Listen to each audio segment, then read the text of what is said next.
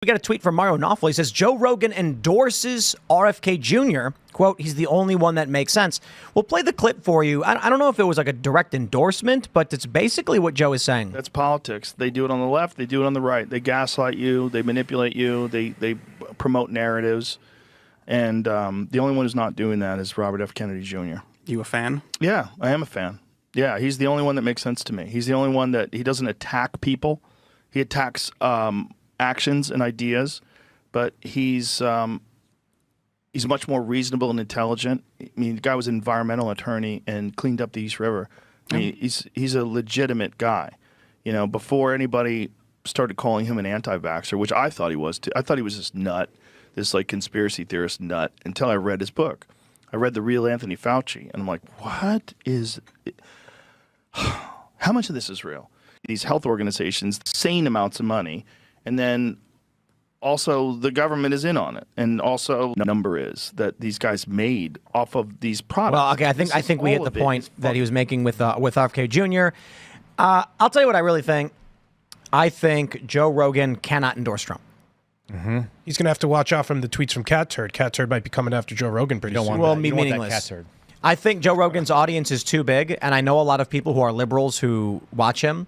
And I think Joe's concern is if he were to come out and say, look, RFK Jr. is probably better but can't win. So I think the only other option is Trump because Kamala makes no sense. He's also in Texas. It kind of doesn't matter who he votes for. Well, I mean, in Texas, I think down ballot probably. Texas actually is pretty close, especially with a lot of what's going on in Eagle Pass.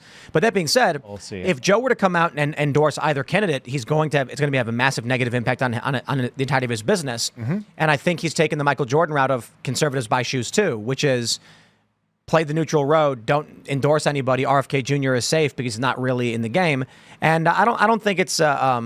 I don't think Joe has to endorse anybody. Yeah, why? So him saying he likes RFK Jr. and he makes the most sense doesn't mean he actually thinks he's the one you should vote for. That it's who he is going to be voting for. Yeah. For those who are considering voting for a third-party candidate, especially if you are in a swing state, you're essentially throwing your vote away, and it doesn't serve any political purpose in that race. It could serve a political purpose insofar as you're saying, here's 2 or 3%, but in all cases, voting for the so-called lesser of two evils is how you actually practice politics in reality. To have a protest vote in Jill Stein or RFK Jr. or something is a waste of your time and I think maybe you don't feel this way. I disagree. I think a lot of people are voting for third-party candidates, whether it be RFK or a green ticket candidate or whatever, because they don't actually want to commit to a protest vote. It's sort of the third way out. You could either cast a vote for someone that you're like, I absolutely hate this person, I'm going to vote for their opponent, or you could be like, I'm just gonna go stand over here with these other people and watch from afar. I think there's something about youth.